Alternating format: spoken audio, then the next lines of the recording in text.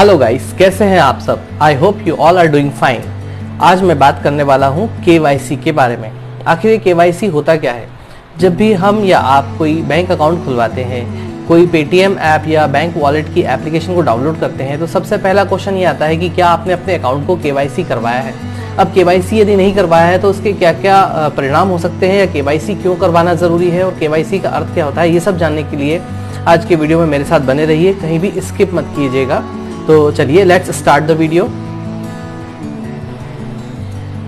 KYC bank और financial क्षेत्र में इस्तेमाल होने वाली एक प्रचलित टर्म है।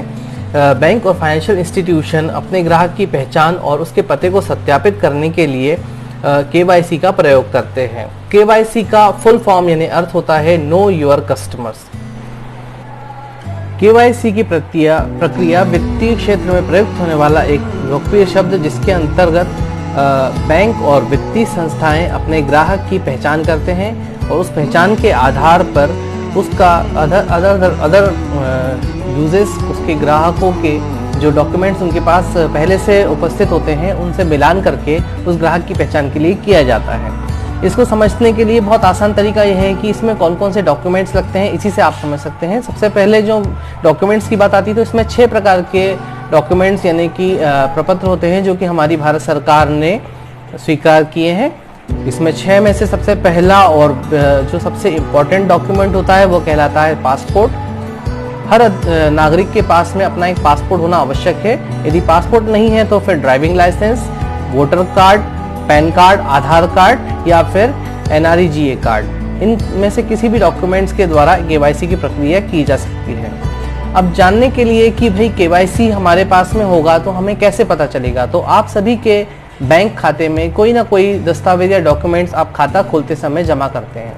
यदि आपने उन डॉक्यूमेंट्स को जमा किया हुआ है और केवाईसी करवा रहे हैं तो केवाईसी करने वाला अधिकारी जो कि संबंधित बैंक या वित्तीय संस्थान में कार्यरत है, वो उन खातों के पुराने डॉक्यूमेंट से आपके नए डॉक्यूमेंट्स यानी कि जो आप उसमें सबमिट कर रहे हैं उनका मिलान करता है, और मिलान के बाद में अगर वह सही पाया जाता है उस खाते को स्वीकृति देने के लिए वह आवश्यक है। उसके बाद में ही आप कोई वित्तीय लेन देन या कोई भी तरह का फाइनेंशियल ट्रांजैक्शन या वॉलेट में पैसा जमा करना, निकालना है, किसी और के खाते में ट्रांसफर करने का काम आसानी से कर सकते हैं। इसकी आवश्यकता क्यों है?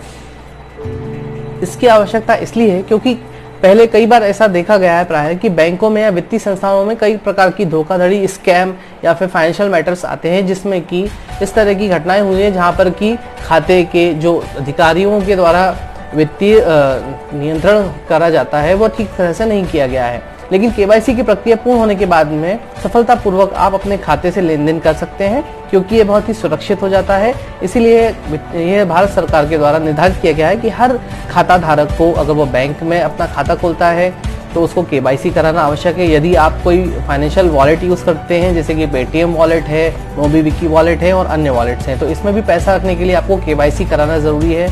और अगर आप कोई फाइनेंशियल टर्म्स में जैसे म्यूचुअल फंड अकाउंट खोलते हैं, डीमेट अकाउंट खोलते हैं और कोई मार्केट शेयर में ट्रेडिंग करते हैं तो उसके लिए भी आपको केवाईसी कराना आवश्यक हो गया है। तो आज के वीडियो में इतना ही। आई होप मेरे द्वारा दी गई जानकारी आपको पसंद आई। यदि आपको मेरा वीडियो पसंद आया है तो मेरे चैनल को सब्सक्राइब करें, लाइक, शेयर और कमेंट करना ना भूलें। नेक्स्ट वीडियो में जल्दी ही मिलता हूँ, तब तक के लिए खुश रहें, स्वस्थ रहें, अपना ध्यान रखें। तो good bye from my side.